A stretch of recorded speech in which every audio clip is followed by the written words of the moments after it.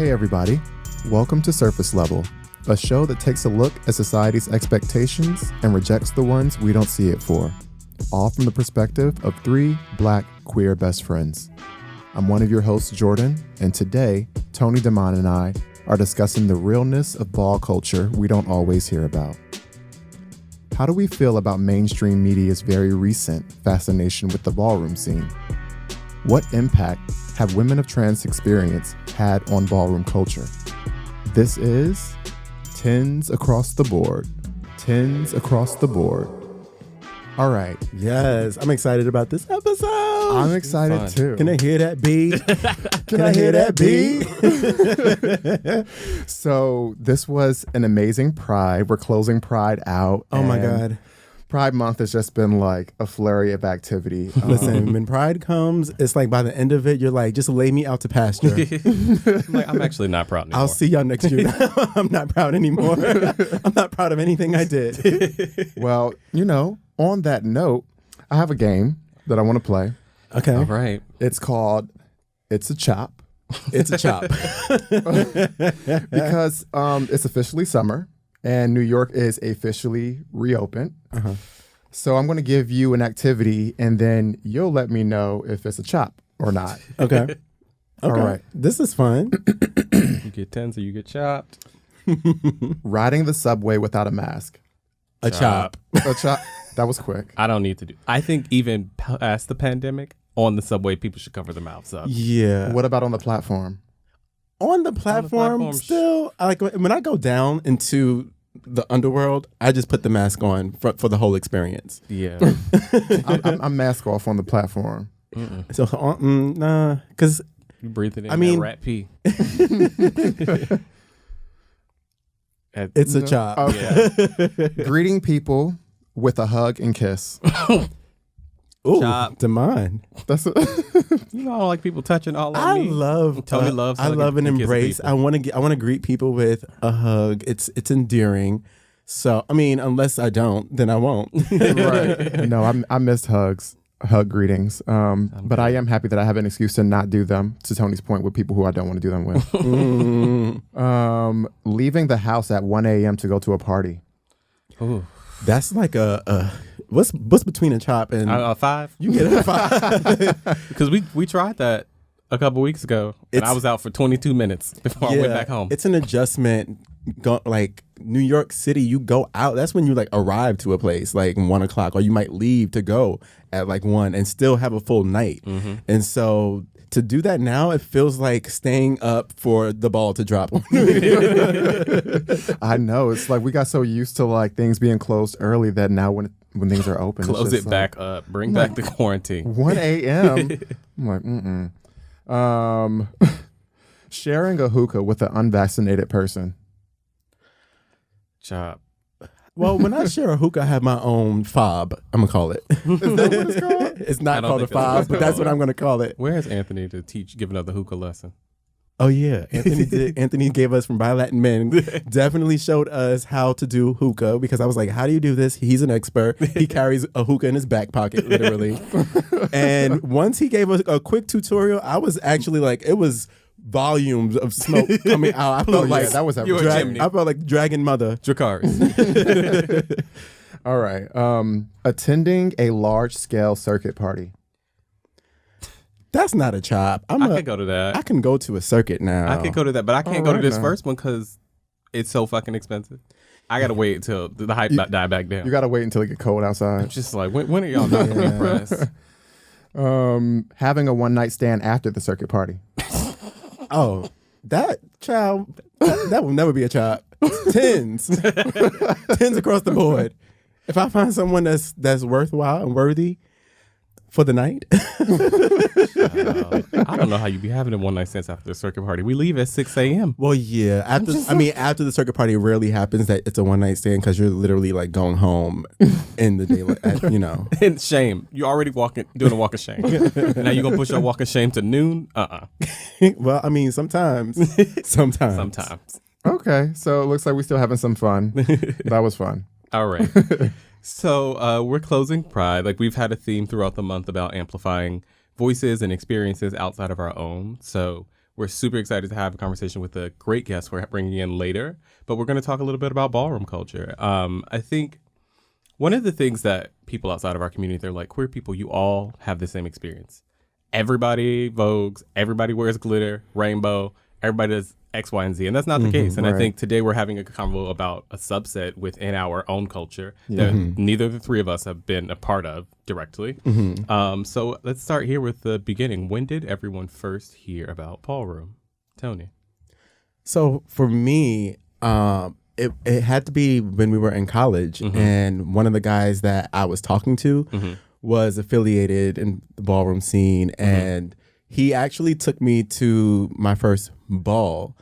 And it was the first time I'd ever been in that type of environment. And I felt like I arrived to everything that I thought queer culture was about. And like when you get there, it's like something out of a movie. And I just fell into a scene that I had imagined.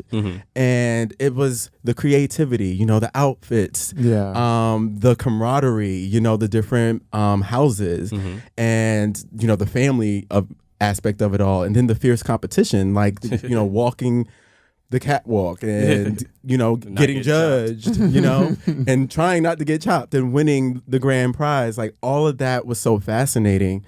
And that was kind of like, that was my first time like being exposed to what I feel like is a big part of the queer community.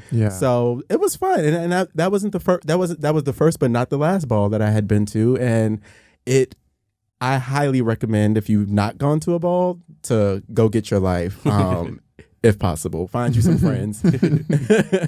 Jordan. I first heard about it in high school. So I like found my appreciation for dance in high school, and the way that I learned how to dance is I mimicked choreography that I found on YouTube. And I would notice that a lot of choreographers would incorporate these specific movements in their choreography. So I would do some research, and I found out that it was voguing, and then I would do more YouTube. You know, YouTube turns into like a whole rabbit hole. Exactly. So then I ended up watching videos for ballroom, and that's when I found out about it. Okay, so you will be starting a TikTok for surface level. For you already saw for our bridge content. I need you to vogue, give us a sickening duck walk. I think the last time I did a duck walk in front of y'all, I really hurt myself. the duck walk is my favorite. Child, not with the and then next to the catwalk. I just love it. I love it. Yeah. I was thinking a lot about this, and I couldn't remember exactly when it was. I remember being like watching Paris is Burning when I was a baby gay. But I remember the first time we were like really directly exposed to it. It was for my birthday, maybe 24, 25. And Jordan was with me, and I was like, I want to go to Vogue Mondays. At XL, like the club that used to be on 42nd Street. Yes, I remember that night. And I remember because we used to go to XL when it was just like regular nights, but then we went. They always emailed us about Vogue Monday, and I was like, I got to work at 9 a.m. I can't go to Vogue Monday. Oh yeah, that was so a wild it was morning. My birthday's in December, so this was one of the years where everybody was like off, like the way the holiday felt. It was like nobody was working right now. I was like, let's go. So we showed up at like maybe 11:30. It was like, oh, it'll like start. It was an all night activity. She started at like 1 a.m. Yeah.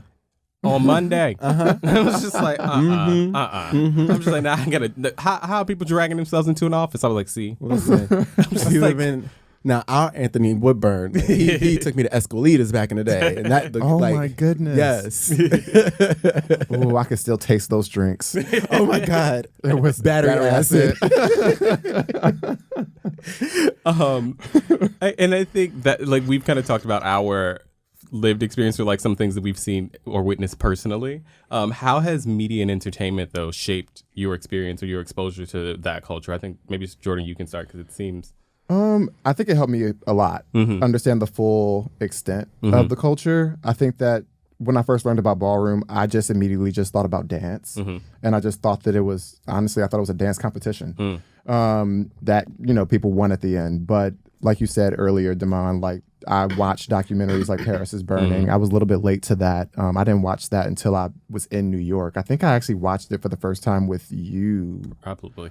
Was it when we were in Barcelona? We watched it in Barcelona. We did watch it in Barcelona. Mm-hmm. I think that was the first time I saw it in full, like uninterrupted. But then also more recently, there's series like My House, and I think that through those that type, that content in the media, I learned that it's more than a competition. You learn about the houses, and you learn about like, how those are constructed, and you learn about the categories and the elements that are composed of ballroom, and it just helped me understand that it's a larger culture outside of just the performance. Yeah. I watched a really interesting, like even older documentary called The Queen, which has I'm messing up. The mother who founded the House of LaBeija is in it, and there's the exchange where she's like pissed off at the end because she lost the competition. Is her name Carmen? Is that? Am I making that up? We're making that up. Okay, we just fucked something up. But anyway, she started the House of LaBeija because from that experience. Like I was watching the Pride series on FX that they're doing, and that was one of the stories that they were telling. It was really interesting. Like that's how kind of house culture was started from there. But I think media has really helped, I would say, for specifically queer people not being judgmental about the ball culture. Because I think a lot of, like, I had heard things from people, not necessarily that we knew, but just that a lot of times when you're coming into your queerness, people don't want to feel extra or they don't want to feel othered. And I think that a lot of times people looked at ball culture as like, oh my God, why are they doing so much? But it's just like, it's a culture that bore itself out of people trying to survive. And I think that when you learn, like to Jordan's point, a lot about what's going on around outside of just the performance piece of it, it really gives you a level of respect for one, the history and what that's meant for queer people in New York and the other major hubs around the world. So to me, that has been the thing. I think it's created more empathy and understanding for like the family part of it, which I think has been really important. Tony? Yeah, I mean, I feel that, like, yes, a lot of people don't really know what ballroom is, what its purpose is, the history behind how it came to be. So a lot of folks, especially people that aren't in the queer community and even people who are in the queer community, they if they haven't been exposed to ballroom, all they have to go off of is what they see on TV. So the Paris is Burning and My House and Pose and Legendary, stuff like that. And I feel, well, actually, it's a little Easter egg of ours is if you go back to season 2, we kind of we started our season with like an ode to Paris is Burning because the ballroom that they used to be in, filmed most of the documentary, the Elks Lodge. The Elks Lodge is literally like right below where Jordan used to live. Right. Yeah. And so that was like our homage to the ballroom scene and just it was fascinating. I think when we watched Paris is Burning in Barcelona, we realized, like, when we saw the Elks Lodge, we were like, is that? I was like, this is my block. Right. And so I think when you go back and you do some homework and you watch stuff like that, you really, like you said, you have a respect for it and you understand it more. And I'm hoping that we get more of what we're starting to see. Now I just hope that there's more, and I hope it's done well. Yeah. Crystal LaBeija. That's it. I never started with a C. All right. So what aspects do you all kind of see, what aspects of ballroom do you think are represented in the larger queer community? Like, what are things that you think are fucking dope that we can either translate, have seen, etc.? Tony, we can start your way. Yeah. So some of the things that I think are represented in the broader community, first of all, is the commentary. Like, a lot of commentary comes from ballroom culture. If you watch Paris is Burning, you walk away just repeating that every day, like repeating what you hear every day. And so the reading, the shade. You want to talk about reading? Let's talk about reading. I love it. Like, I love that part. It's so fun. And so stuff like that, and like judging. I think the community, we're a judgmental community. So come judge for me. Like, when you step out into any space, people are always, you either fear being judged or you don't. You're one of the gays that you don't care about being judged. And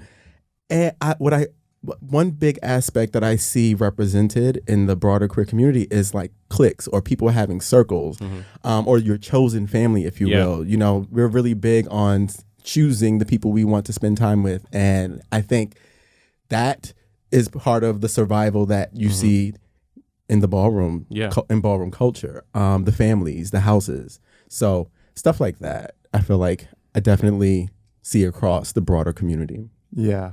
I actually was going to say chosen family as well, because I, you know, a lot of people in these houses, they experience some type of rejection from their biological family, and they found, what word am I looking for? Unconditional love and support through these chosen families, right? Yes. And they found a safe space in the ballroom. And I think that this is like chosen family, and the concept of chosen family is something that transcends the queer community, because a lot of queer people deal with, or a lot of queer people and non-cisgendered people deal with potential rejection from the people who are supposed to be there to support us. So I think that chosen family is just something that's universal around queer communities. And then also confidence. You know, I think that aspect of the ballroom is really believing that you are the moment. And I can confidently say that is a feature of the queer community. Absolutely. That we all walk around and everyone is that girl to themselves. You know what I mean? Yeah. And I feel like I love the confidence. You have to be. Yeah. I think I would echo again, chosen family. That's something that's relevant in all of our community. And something that I wish our broader community would do more of is putting respect on the names of Black and brown trans women. I think ballroom is a place where women are often highlighted, celebrated, etc. And the queer community, we can throw up as many rainbows as we want to, but like loves a cisgender white twink. So that is something that I think is prevalent in the culture of ballroom that I would like to see more of in the broader community. So on that note. Yeah, so on that note, I think it's a good time to bring in our guest for today. Yay. So first of all, I want to start by thanking our friends over at By Latin Men, and specifically Anthony, for introducing us to today's guest. And so for those of you who know anything about ballroom, you should be familiar with the gorgeous House of Gucci. And you might have seen them on season 1 of the new popular show called Legendary on HBO Max. Love the show. And so they are, the gorgeous House of Gucci is one of the most diverse houses in the country. And they're really big on inclusivity, which I love. And today we have the honor of having the overall mother of the house of gorgeous Gucci joining us. And if there's anything that I've learned by following her on social media and doing a bit of research, is that whatever Lola wants, Lola gets. So today, we welcome Lola to our surface level family. Hi guys, how are you? Good. How are you? I'm so excited to be here. Yes, we're excited to have you. Yes, this is actually my second podcast, you guys, so bear with me, but I'm so excited. Hey, okay. So before we jump into the full interview, what I typically like to do is do a game of this or that. Okay. Just so that the listeners can, get a better sense of who you are and your personality. Mm-hmm. So, would you rather vacation at a beach or vacation in a city? At the beach, hello. Okay. A summer without air conditioning or a summer without internet? Okay, wait. Would you rather have a summer without air conditioning or a summer without internet? A summer without air conditioning. Really? Ooh. Because, the thing is about internet is that, we live off the internet. Everything that we know in this day of age is because of the internet. And that's how we connect with each other, social media and stuff. So it's very important. I wouldn't be here right now if it wasn't for the internet. That is so true. That's very true. And we're glad, we're grateful for the internet. Love the internet. Would you rather receive a call or a text? A text. Okay. Mm-hmm. All right. It depends from who. See, that's important. That's important. Depends from who. If it's from family, a call is so much better. But, having a lot of people that know you and, friends, sometimes it's better to have a text message. Yeah. Yep. Get back to it later. You don't have to respond in the moment. Would you rather never be able to go out during the day or never be able to go out at night? I'd rather not be able to go out at night. Okay. Yeah, the people got to sleep. I mean, it's so depressing being in the dark all the time. You know, That's true. It's like being in a closet. Nobody wants to be in the closet. Depressing. I'm a morning person too. So would you rather attend a pool party or a rooftop party during the day? A pool party. Okay. Because it gets too hot. Like you need a little split splash. I know if you're not going to have AC, you need to Right, you need to have the some pool. cool down. Never have to wait in line or always have a parking spot. That's an interesting question. I would definitely say never having to wait in line. Yeah. I had to agree with you with that. Because you can always find a parking. Standing in line is There's stressful. parking lots. Right. All right. Get a face tattoo of your choosing or a tattoo in a discrete area chosen by someone else. Oh my God. That's like that show. I would say a discreet tattoo because your face is your moneymaker. Hello. You know, I need to check who I'm talking to. She's a face girl. All right. And then we ask all of our guests this. What is your love language? And for the listeners who don't know what they are, love languages are words of affirmation, physical touch, receiving gifts, quality time, and acts of service. I think it's all the above. But for me, definitely it would have to be the physical interaction and like, you know, the flirt and like, you know, just being around that person is it's more so like loving for me. Got you. Yeah. I don't think we had too many physical touch guests. I don't think so. Not that I recall. Yeah. Well, That's that also the words is very important. Yeah, So making sure that, you know, you receive the love and you accept the love. You know? Yeah. And then our final question, what are you curious about? And it can be of anything. What am I curious about? I'm so curious about fashion. Yeah. I love fashion. Anything that pertains to fashion. Because fashion is so broad that it's hard to understand every aspects of it, you know, because people define fashion to themselves, but fashion is the way that you can express yourself. So I love fashion in that sense. Okay. Cool. Yes. So we're going to talk about ballroom culture today, obviously, but this first question is more on the personal side. So we're curious about when you knew you had to evolve to become the person you felt you were internally. So, you know, that's a very important question in my life because, to be honest with you, I'm from a small Caribbean island called Martinique, and it's a very conservative island. So when I lived over there, I was very flamboyant, but I was looked down upon. So I went through a lot of trials and tribulations and, you know, bullying. And at the age of 14, 15, I moved to New York City. And that's when it became more excessive, like my flamboyant ways. Yeah. And I didn't know who I really was, to be honest with you. Like I was searching for myself, but I knew that how do I say this? Like went towards like the feminine ways. So like playing with Barbies and being around girls. I was very uncomfortable being around boys. Yeah. And so I've never really liked to wear boys' clothes. I mean, I will always find a way to have tight clothing so I can feel more feminine. But in a sense, that was my instinct.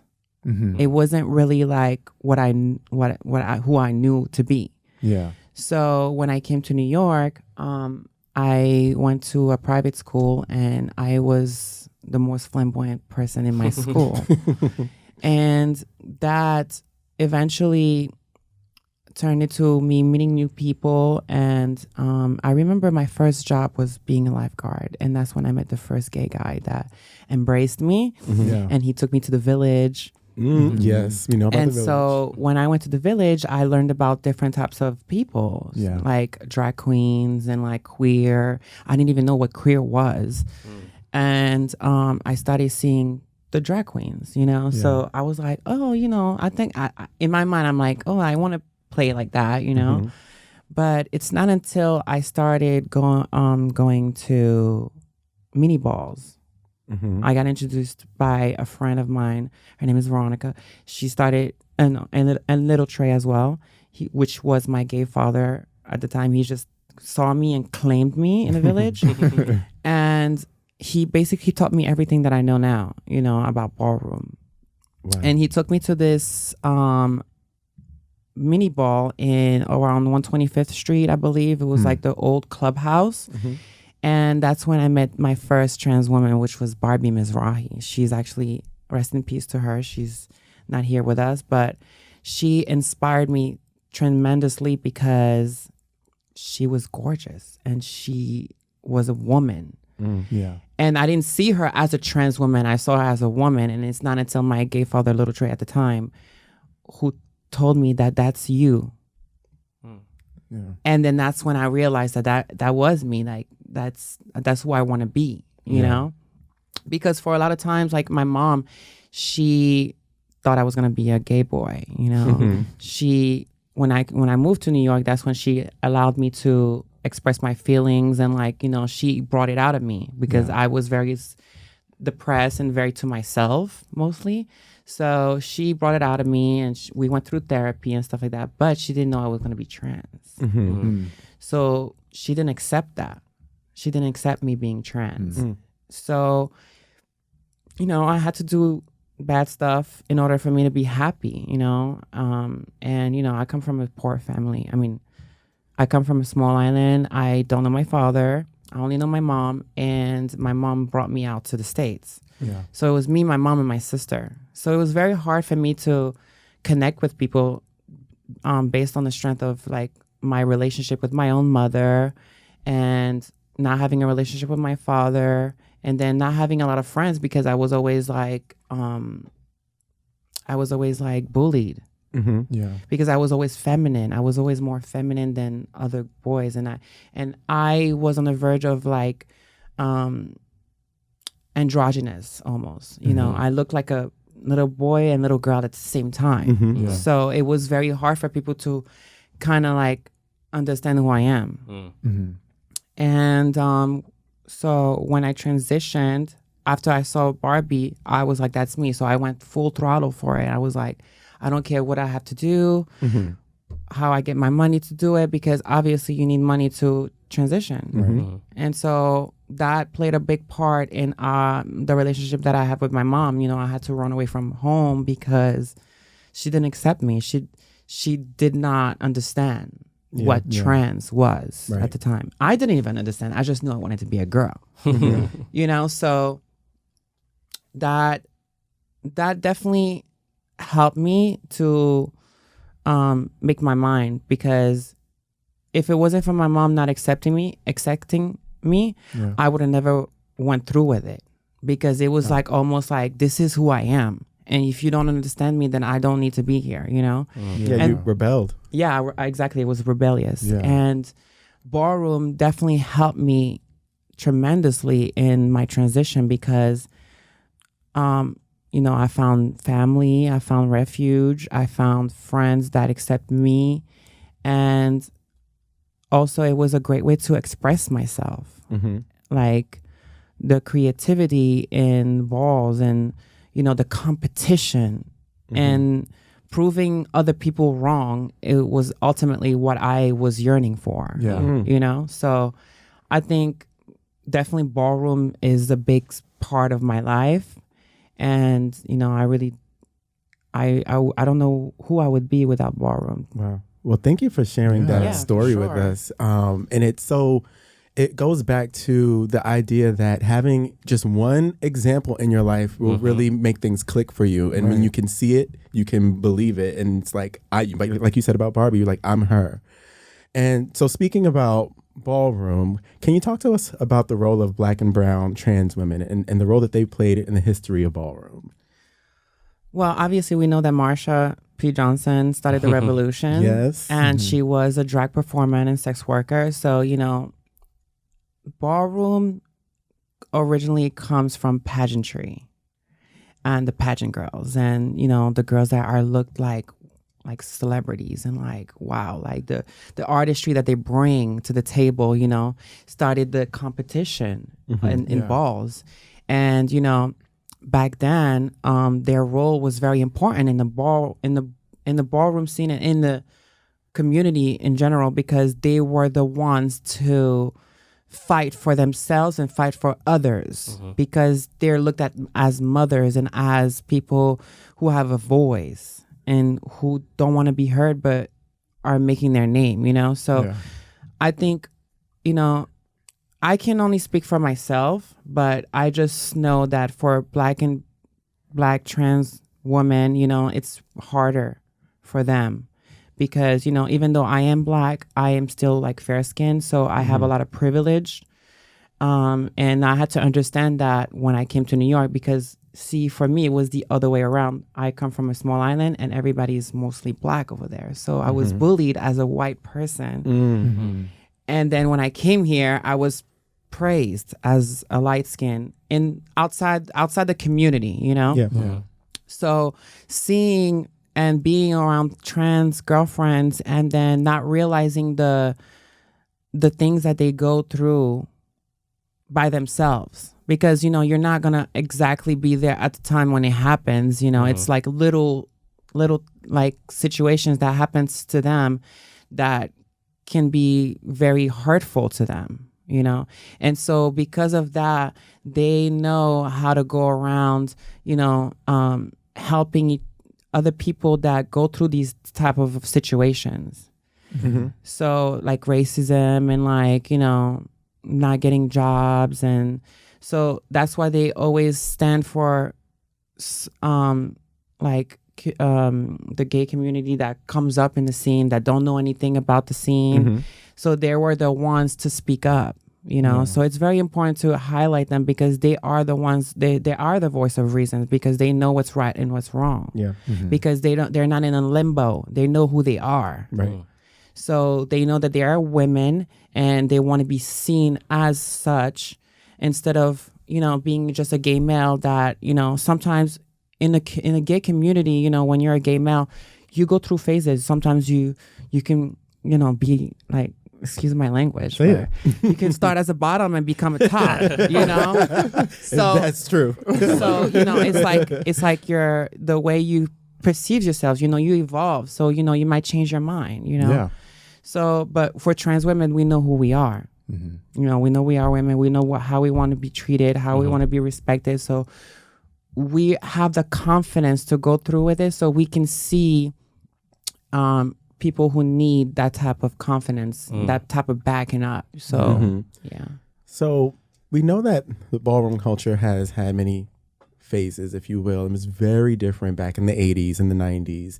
And can you just talk a little bit about like how it's different today versus then? As far as ballroom? As far as ballroom. All right. So, I'm an 89 baby. Same. We're all 89 babies. But I've only been here for what is it, like 17 years. Okay. So I had to learn a lot as well, just coming to New York. And when I first was in ballroom was easy. It was not so it's not that it was easy, but the respect was more emphasized with your career in the ballroom. So like you had to pay your dues and you had to really work to get to the top in balls, you know? That's part of, and then also, you know, the expectations were not as much than it is now, you know, with the categories and, you know, having prizes, like cash prizes and stuff like that. Like back then it was more for trophies and for recognition in the community that you want to walk in. So now it's more like gentrified. That's a good way to explain that. Yeah, because I was gonna make the same comment too, because looking back on Paris is Burning, and just watching that documentary, you look at the audience and everyone there is a part of the ballroom culture, right? And then you look at the audience today, and there's a ton of people who have no connection to ballroom, who just bought a ticket online to come and view the show. So now it's becoming more of this sort of spectator sport, and it is becoming gentrified. People are coming there because Pose brought them there or something like that. And I think it creates this, I guess, culture where it's a little bit more transactional and less like community. Yeah. So I definitely agree with that. And even in the balls as well, like, because now more so many people are joining houses and so many people are interested in it, it's looked at like, oh, how can I make money off of this? Yeah. And for houses, it's like, of course we want all the houses to come in and stuff like that, but why are we going to throw a ball if, they might boycott it, or they might, the ball might shut down, or, you know what I'm saying? Like, yeah. So it's very hard nowadays to really enjoy balls. Yeah. Because back then it was like, for me, personally, for me, I would do everything in my power to make the next ball because of how fun and how how when you go to a ball, you get to meet so many different people and they're so embracing. But now because of like the gentrification, it's becoming more competitive. Yeah. And the competitiveness is what is making the ballroom being so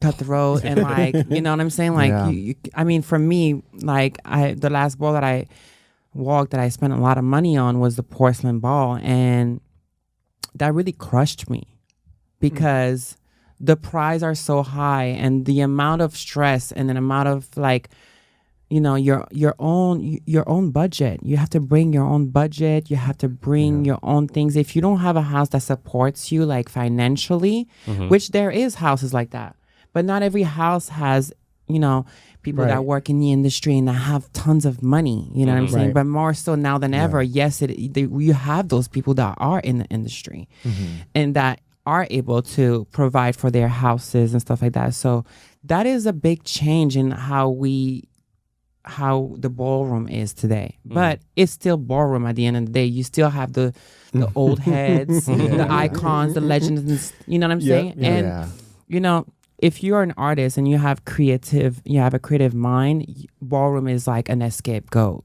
Yeah. So what do you think about, because when you talked about like back in the day when the competition was really about trophies as opposed to like cash prizes, and that's what's kind of depicted on shows like Pose, on Pose. And I want to talk about Legendary, right? And so with the mainstream success of shows like Pose and Legendary, can you talk about how the perception of trans women have changed based on what we're seeing on shows like that? Has it? I don't really think that it really highlights what trans women faces day to day. It's more so like, except for Pose. Except for Pose, because I will not, let me take that back. For Pose, it's different. Yes, you can see more so of the trials and tribulations that we go through, and then, just trying to find our way in chosen families, and, because for me personally, I didn't have my mom support me right then and there when I wanted to become a trans woman. So it is hard. It is very hard, specifically for Black trans women, because of the society that we live in. Black and brown people, they are very judgmental on their own community, and they don't even realize that, because it's how they're raised, to not be this way or not be that like that. And I think it stems from the judgments that you get. So for me personally, I think that it's always going to be a battle for Black trans women to,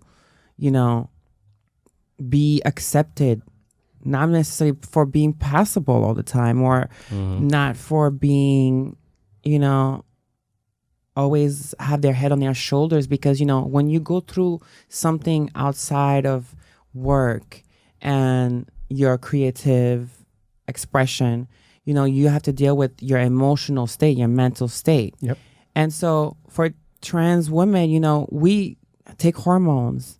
So that is also imbalancing the way we think and the way we are and the way we do things. It makes us weaker. People don't understand that it does physically makes us weaker, like women. So, but people don't talk about that. They talk about, the surface of it. Yeah. So, yeah, I don't know. No, that's, that your question. absolutely. Yeah, I think too, within our, speaking of like Black communities, we often don't talk about the trans experience or like even get it. I remember when I came out to my dad, and my dad was like super accepting of me being queer and so on and so forth. But I remember the first thing he said to me was like, okay, he was just like, are you going to become a girl? And I was just like, well, Dad, I said I was gay, not trans. Those things are different. It was like, those are different experiences, and like people just often don't know anything. Yeah. And it was funny. So last summer I was home and I was watching Pose with like my sister and my mom and all my brothers. And I've watched it with a bunch of my friends from college. I have a bunch of cisgender straight friends, and I've introduced them to the show. And like, it doesn't get everything right. I don't think anything does. But what I will say is having a platform and showing trans women in such, I would say, a spectrum of experience, like success, terrible situations, and kind of everything in between, does a lot to humanize and educate people who are often ignorant. Right. And I think some people, are going to hold on to that ignorance and going to keep that fucking fucked up mentality that they have, or can't accept who they are, but fuck those people. But I do think it does a lot sometimes to help people who are trying to be allies and want to learn and know and do better. So Yeah. Right. And so Lola, in what you just said, you kind of touched on being passable. And it's actually the next question that I have, because in gay culture, we discuss passing privilege and what that means among men who are perceived to be straight. Can you explain how passing privilege impacts the trans community? That's the taboo part of being trans, is being able to be passable. Because, when you're passable, obviously you get a lot of privilege because you are treated like a woman. So when you are treated like a woman, it's definitely easier with a lot of things that you do in life. I mean, when you're passable, you're overlooked. So no one specifically just, looks at you like, oh, that's a trans girl. No, they're just treat you like another human being. Not unless you have talents and you have a certain part of like your personality stands out, then obviously you're going to be more looked at. Yeah. But that is the reason why Black and trans women are treated as such, because, being passable costs money. Because not unless you're, your parents give you that beautiful Right, face, those genes. those nice genes that makes you more passable, then you're blessed. But it doesn't work like that, because it depends on when you feel like you want to be a trans woman. You can transition at a late age and already had developed your full masculine testosterone. Yeah. And, that is hard to break down. It's possible, but it's not possible like right away. It takes years for your body to break down. It's like a surgery. When you get a fucking nose job, I'm sorry for my language. When you get a nose job, it's not until a year later that you see the results. Same thing for hormones. When you take hormones, you have to really be on top of your hormones every 2 weeks in order for you to see a change. Yeah. And, I can speak for myself, for at first I wasn't passable. I was androgynous, but I was still flamboyant, and my mannerisms and the way I projected myself wasn't like a woman, because women are very calm and very feminine, but the way they do things, you know, like it's the nurturing things that they have, you know. And it's not until you take hormones that you start realizing that you are becoming more of a woman, because it's the way you think, it's the way you look at yourself in the mirror after you take a hormone shot. Is definitely a difference. I mean, any girl can tell you this, you know. It definitely changes your thought process of it. But it is very hard for trans people to be understanding or understood if they're not passable, because people naturally judge other people. Yeah. I mean, even within our own community, we judge people, you know. So if you have something that is not recognizable, but you have something else to back that, then you're going to be laughed at and you're going to be judged and stuff like that. So it's very hard. But for me, it's not until I started really like transitioning with my surgeries and my hormones that I started doing things that make me look more feminine. Then it's not until then that I was able to get the confidence that I have now and to, you know, go for other things in life, like careers and goals and stuff like that. Because, you know, when you're a trans woman, all you want to do is become passable. I mean, I can't speak for everybody, but for me, it was my objective was to be passable, because that's who I wanted to be, and that's how I looked at myself. So any little things, I would try to fix it, you know, and that brings you that confidence to be able to go outside in the world and deal with other people, you know. Yeah. So, speaking and kind of keeping on the same topic, we found that some people are calling for the elimination of realness categories in balls, because essentially they reward trans women for being able to pass. What do you think about that? I want to know who those people are. I mean, honestly, realness is one of the biggest categories of ballroom. Yeah. That is how you come into the balls and you show yourself. Like, this is who I am. I'm real.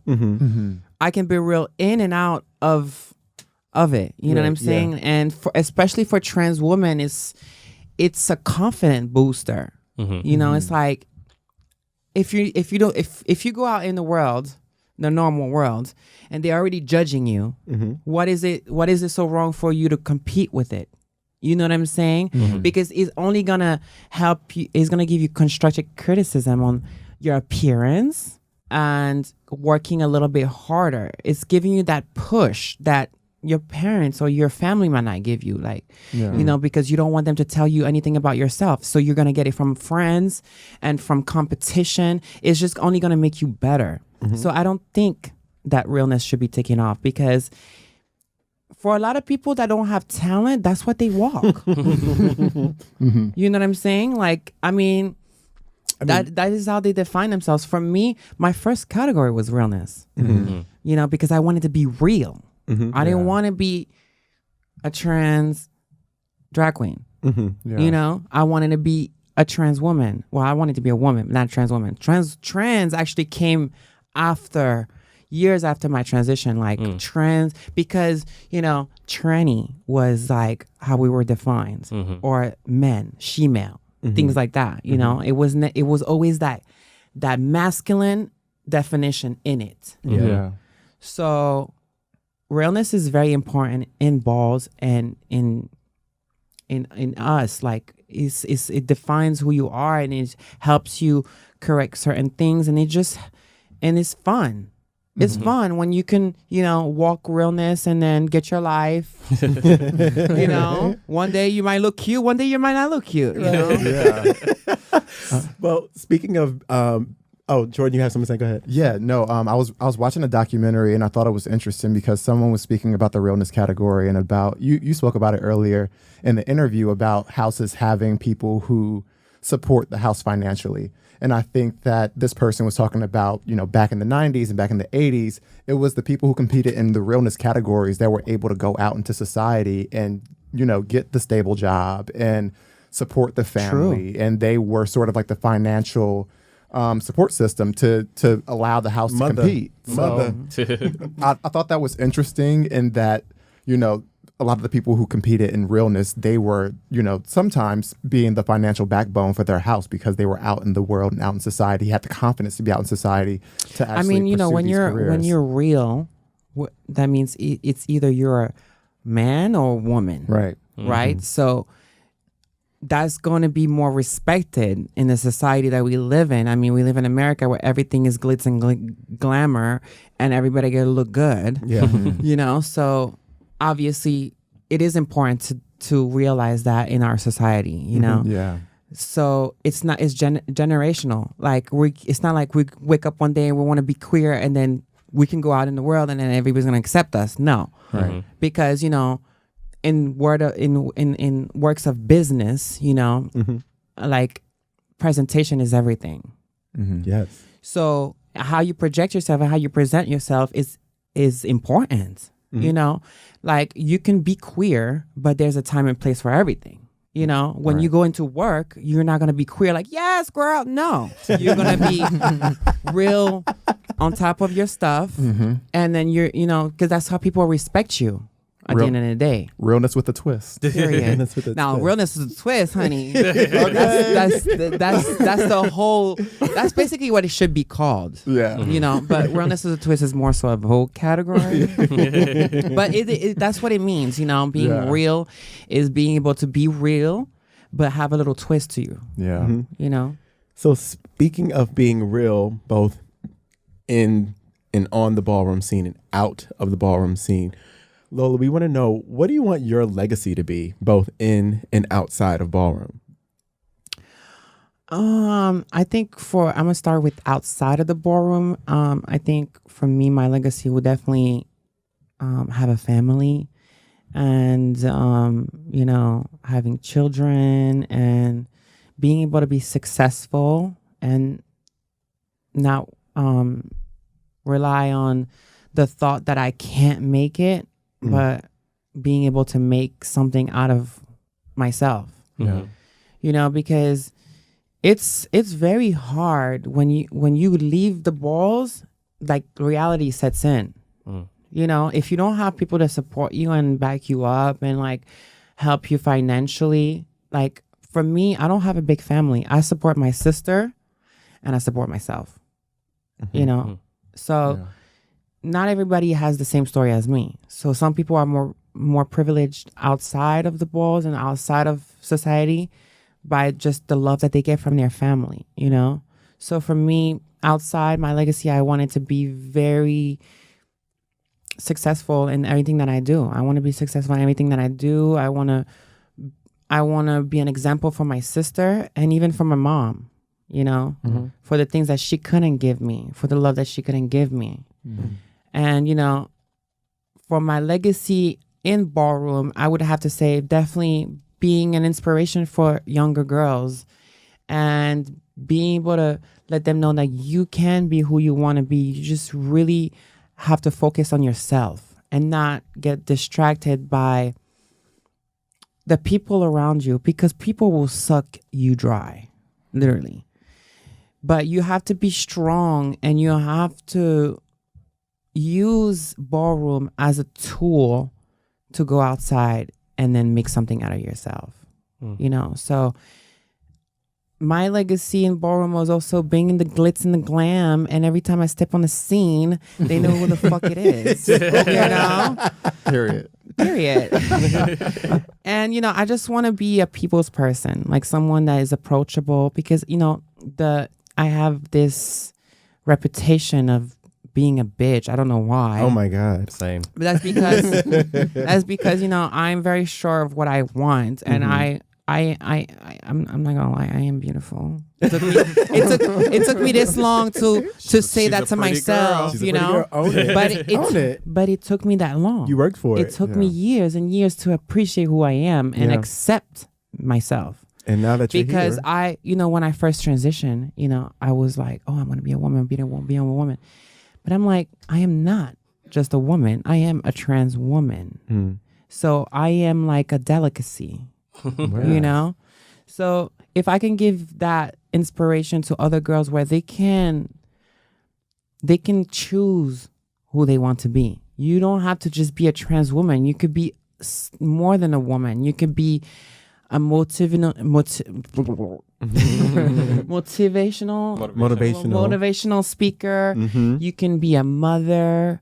You can be a friend. You could just be just a human. Yes. And that's just what I want for other people. I want you to really search for who you want to be in life. Wow. This was very inspiring to hear your story, to hear you talk about a genre and just an aspect of the community that we don't get to have a conversation like this. I don't personally have any trans, women or men in my life. I don't think Damon or Jordan does either. And so this was really important for us to have you. I really wanted to say something that you said that, one of my closest friends, his name is Brian Taylor Johnson. He's a photographer. He was petrified of trans women. Mm. And he's a gay male, mm-hmm. And well, he's bisexual actually, but not to speak on his sexuality, but I'm just saying like he always had this idea of trans people like the way straight people think. Yeah. And it happens a lot in our community where gay men either won't accept trans women because either they're fearful or intimidated by trans women, or they just want to be trans women and can't go through with it because of family and stuff like that. So that's the thing, is like not even in our even in our own community, we suffer from judgment and bullying. Yeah. Because there's a lot of people that don't even accept who they are. They just live their life and then just be secretive about it and then just do the nastiest things behind people's back and then expect to be praised. Right. Yeah.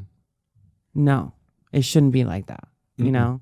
And this is reason why Black trans women always have the voice of reason because we see everything. We see everything that goes on in the gay community and in the straight community. And we see all of the pervs and all of the things, the sexual harassment that we deal with because we looked at as objects, like we're nothing. So it's not until, we can have our own community, Black community, gay community, to accept fully us and praise us that we'll be able to be accepted in the world. Because when you have the gay community that goes back to their family and they talk shit about trans people, but they're gay and they're sucking and fucking on the, right. That's pulling us back. Right.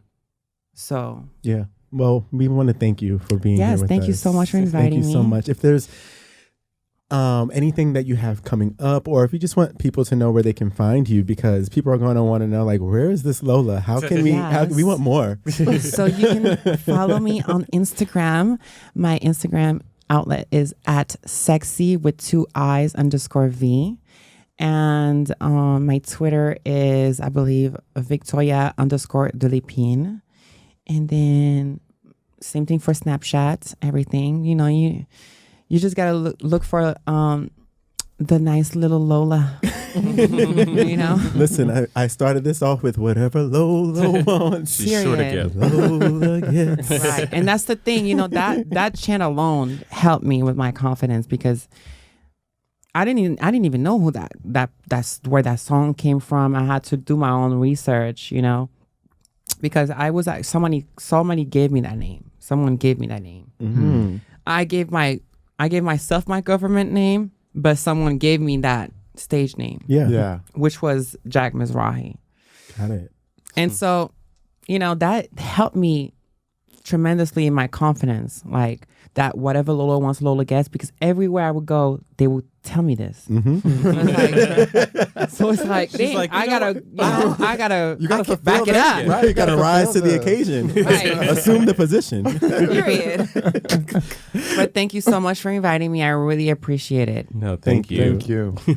All right, that's all the time we have for this week. Let us know your questions and comments on Instagram at Surface Level Podcast or our official website, surfacelevelpodcast.com.